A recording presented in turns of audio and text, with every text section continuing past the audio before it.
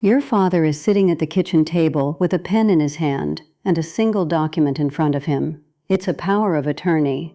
If he signs it right now, this afternoon, he hands you the legal authority to step in and protect him, to pay his bills, talk to his bank, make his medical calls, the day he ever can't do it himself. 10 minutes, one signature, done. Here's the part nobody puts on the form. That signature has an expiration date, and it's written in his health, not on the page. The law only lets him sign it while he still has what's called capacity, while he can understand what he's doing. The morning a stroke takes that, or dementia quietly erases it, this exact document becomes something he is no longer allowed to sign. The window doesn't close slowly, it slams.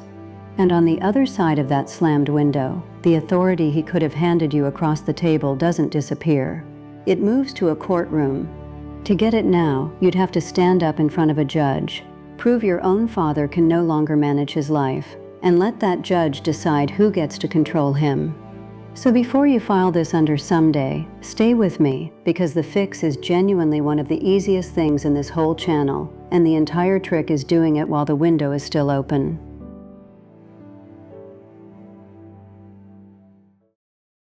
There are two versions of your family sitting in front of you right now, maybe a month apart, and almost everything depends on which one signs first. In the first version, your father is himself, sharp, driving, arguing about the thermostat. In this version, he holds all the power because it's his to give.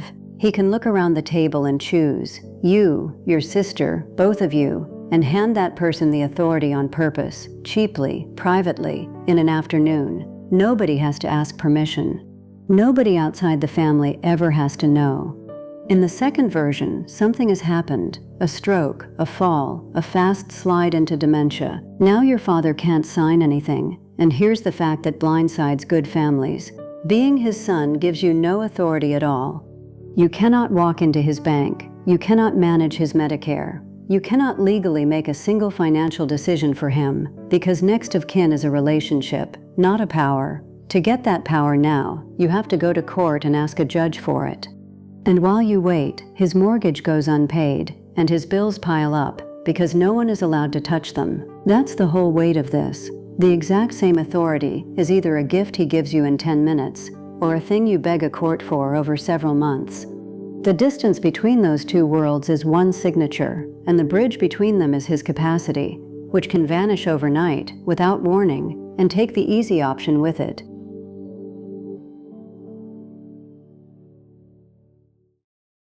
So let me lay out the two roads clearly, because once you see them side by side, you'll understand why elder law attorneys practically beg families to do this early.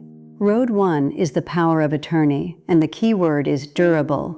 A durable power of attorney is a document your father signs while he's competent, naming the person he trusts to act for him. And durable means it stays in force even after he loses capacity, which is the entire point, because that's exactly when you need it. There are really two you want: a durable financial power of attorney for the money and the bills and the bank, and a healthcare power of attorney, sometimes called a medical proxy, for the treatment decisions. He chooses the agent, he sets the terms.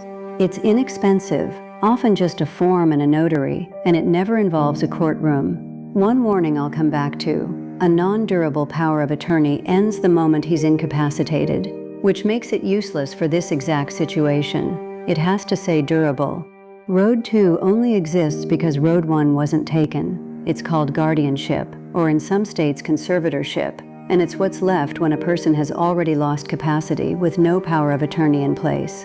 Now nobody in the family can just be handed authority, because the one person who could have granted it can no longer grant anything.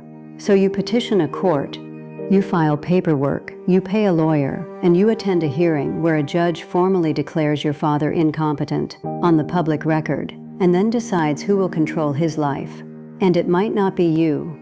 The judge can appoint a sibling you disagree with, or a professional guardian, a paid stranger, especially if the family doesn't agree.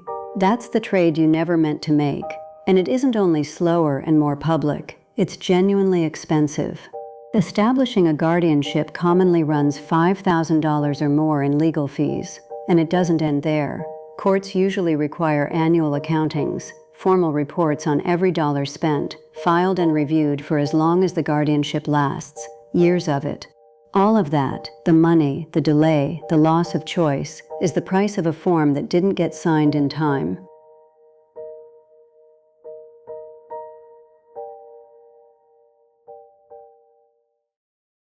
Take a man named Ray, 71, retired electrician, the kind of independent that borders on stubborn. Everybody in Ray's life knew he meant to do the estate paperwork. He'd said so at 2 Thanksgivings. His son Dan even printed the forms once. They just never got signed because Ray was fine, and fine feels permanent right up until it isn't. Ray had a stroke on a Tuesday. By the weekend, it was clear he couldn't manage his own affairs, maybe never fully would again. And Dan discovered, standing in his father's bank with the man's own son's face and driver's license, that he was powerless. The bank couldn't talk to him. The mortgage company couldn't talk to him. Medicare couldn't talk to him.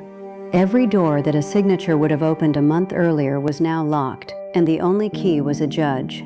So Dan spent the next several months doing the hard version of a thing that should have taken 10 minutes. He hired a lawyer. He filed a guardianship petition. He sat in a courtroom and testified that his father, the man who taught him to wire a house, could no longer take care of himself. It cost him thousands of dollars, a stack of court filings, and something harder to name: the strange grief of having to prove your own parents' decline to a stranger in a robe, out loud, in public. Ray had wanted Dan to handle things. He'd said it more than once. He just never signed the page that would have let him. None of that hardship came from a mistake anyone would call reckless. It came from a good man believing he had more time than his health agreed to give him. That's the only error here, and it's the most human one there is. So let's make sure your family signs the page while the pen is still theirs to pick up. This is the shield.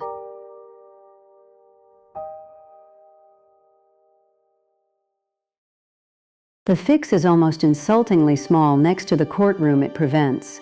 3 moves, and every one of them happens at a kitchen table, not a courthouse. Move 1. Get 2 durable powers of attorney in place now, while your parent clearly has capacity. A durable financial power of attorney, so someone can handle the money in the bank if the day comes, and a healthcare power of attorney, so someone can make medical decisions. 2 documents, one afternoon. Confirm out loud that both say durable because that single word is what keeps them alive through the exact emergency you're planning for. Move 2. Choose the agent on purpose.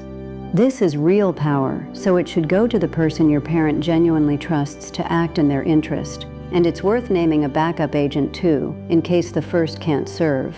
This is a conversation to have calmly, as a family, now, not a fight to have in a hospital hallway later. The whole gift of doing this early is that your parent gets to make the choice a judge would otherwise make for them. Move 3. Actually do it this month, not someday. Someday is the trap in this entire topic. Capacity can be lost in a single morning, and there is no going back and signing afterward. Sit down with an elder law attorney or use your state's valid forms. Get the documents signed and notarized, and then give copies where they'll be needed. The bank, the doctor, and the agent. A signed power of attorney sitting in a drawer that the bank has never seen still beats a courtroom, but the fully finished version is one everyone who needs it already has in hand.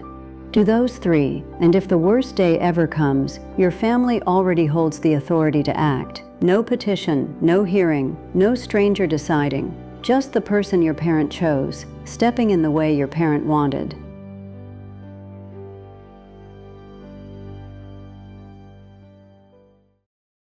Now the honest edges, because a power of attorney is powerful, and powerful things deserve care. First, it truly must be durable, or none of this works. A document that quits at incapacity is worse than useless, because it feels like protection and isn't. Second, this hands someone real control of your parents' money, so the agent has to be genuinely trustworthy. If that's a worry, an attorney can build in safeguards, like requiring records or naming co-agents. Third, be aware that some banks and brokerages are difficult about old or unusual power of attorney forms and may want their own, worth asking each institution now while there's time to sort it out. And one thing I want to be fair about, guardianship itself is not the villain here. When capacity is already gone and no power of attorney exists, guardianship is the safety net that protects a vulnerable person, and sometimes it's genuinely the only right answer. The goal isn't to fear the court, it's to make the court unnecessary by acting a little early. Capacity is also a real line, part legal, part medical, and it gets blurry in the early stages of dementia, which is exactly why "we'll get to it" is so dangerous. The safest moment to sign is always earlier than you think you need to. So make the appointment early. A single sitting with an elder law attorney in your parent's state, while your parent can still choose, costs a tiny fraction of what a guardianship will.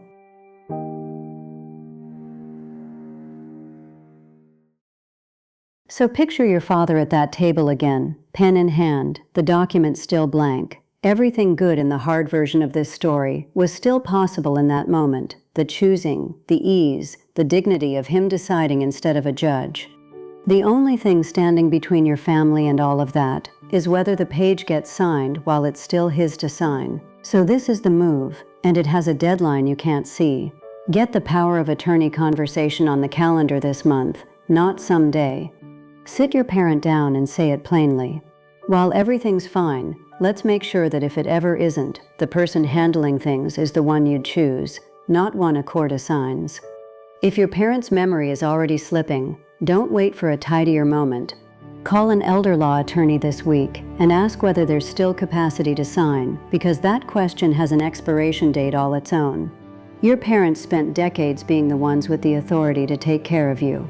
If this helped you make sure that authority lands in the right hands before anyone needs it to, hit subscribe. I put out a new one of these twice a week, and on this one especially I'd rather you act a year early than a single day late. And if you know a family with a parent who's been meaning to get to the paperwork, hit like, because that phrase is exactly how good families end up in guardianship court. The window is open right now, and it only locks one way. Get the signature while it's still a gift to give. I'll see you in the next one.